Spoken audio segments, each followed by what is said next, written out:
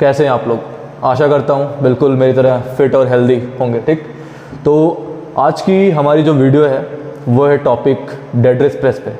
जैसा कि आप लोगों ने अगर मेरी पिछली वीडियो देखी होगी, वो था टॉपिक प्रेसिंग पे, जो कि रिस्ट के साथ था। उसमें रिस्ट हमारी पूरी तरह डेड नहीं थी। ठीक, ये पोजीशन को हम बोलते हैं डेड रिस्ट। ठीक है, जैसा कि मैंने आर्म रेसलिंग की सारी टेक्निक्स लगभग कवर कर ली है। टॉप रोल के सारे पार्ट्स को मैंने डिवाइड करके उस पर डिटेल में वीडियो ला दी है। सारे के काउंटर, यूजेस, एक्सरसाइजेस सब ला दिए हैं। और हुक में भी मैंने डिवाइड किया था लो हुक और हाई हुक। लो हुक में भी ड्रैग और प्रेस, वो दोनों पार्ट भी मैंने ला दिए हैं। ठीक, उसी के अंदर है वीडियो के लो हुक के। अब बारी आती है प्रेसिंग की। प्रेसिंग में भी दो पार्ट मैंने किए थे। पहला था शोल्डर प्रेस, ट्राइसेप प्रेस भी जिसको हम बोलते हैं। दूसरा है डेड रिस्ट प्रेस। तो पहला पार्ट हमने ऑलरेडी कवर कर लिया। अब आती है लास्ट पार्ट जो है डेड रिस्ट प्रेस। आज हम डिटेल में सीखेंगे कि डेड रिस्ट प्रेस कहाँ कहाँ काम आता है। ठीक, इसको लगाते कैसे हैं, अगर कोई बंदा लगाना जानता है तो उसमें और क्या नया सीख सकता है, इस वीडियो के जरिए मैं सबको समझाऊंगा। ठीक, तो स्टार्ट करते हैं आज की वीडियो। तो सबसे पहले प्रेस में खड़े कैसे होना है। पैरों की पोजीशन सेम रहेगी। जैसे आप प्रेस में खड़े थे वैसे ही डेड रिस्ट प्रेस पे भी खड़े होना है। ठीक, यहाँ लगाओ पैर।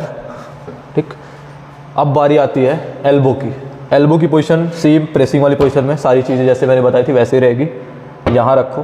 ठीक, यहाँ से आगे आप ताकि ड्रैग कर पाओ, आगे जाके पुश कर पाओ। ये पुश करने का फ़ायदा क्या था वो मैंने बताया था कि ये तो आप मतलब जिसमें आप रिस्ट इन्वॉल्व थे उसमें तो कपिंग भी कर सकते हैं, बट ड्रैग करने से एक फ़ायदा ये आता है कि अपोनेंट का अगर आर्म है तो इसके आप प्रोनेशन और इसके साइड प्रेशर पे डायरेक्टली अटैक कर रहे हो। ठीक, ये फ़ायदा मिलता है हमको ड्रैग करने से। मैंने बता दिया था कि पैरों की पोजीशन ऐसे होगी और हाइट गेन करके खड़े होना है टोज़ पे अपने। ठीक, एल्बो की पोजीशन में मैंने बता दी कैसे रहेगी। ठीक, और सबसे बड़ी बात ये आर्म अपना प्रोनेटेड रखना और थोड़ा सा बैक पे से इन्वॉल्व करके रखना ताकि अपोनेंट को पता न चलने देना कि तुम डेड रिस्ट प्रेस लगाने जा रहे हो। ठीक है, फिर जैसे ही रेडी गो हो तुरंत जाओ इधर और प्रेस अपना स्टार्ट करो।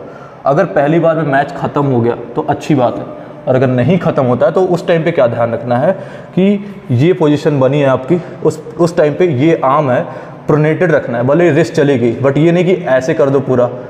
ठीक, ये कम्प्लीटली ऐसे अपवर्ड पॉइंट नहीं करना है।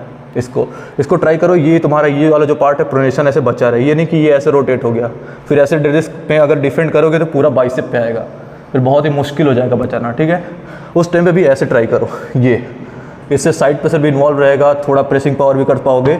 और दूसरी जो गलती करते हैं, अगर मैच रुक गया यहाँ पे, फिनिश नहीं कर पा रहे हो, साइड में जा के थक गए हो तुम भी, ठीक है, साइड वाला मतलब अपोनेंट आपका लगाया जा रहा है, टॉप रोल नहीं जा पा रहा है, तो उस टाइम पे एक चीज़ और कर सकते हो, डाउन प्रेशर। यहाँ से ऐसे डाउन नीचे की तरफ आप प्रेस करो। ठीक, सिर्फ साइड में प्रेस मत करो, नीचे की तरफ प्रेस करो। और उस टाइम पे एल्बो को अपने थोड़ा सा पीछे भी ट्रैक करके ऐसे प्रेस करो। ये चीज़ें ट्राई करो। ये नहीं कि सिर्फ साइड में प्रेस किए जा रहे हो, वैसे नहीं हो रहा है भाई, नहीं हो रहा है, फिर बोलो कि कैसे करना है भैया।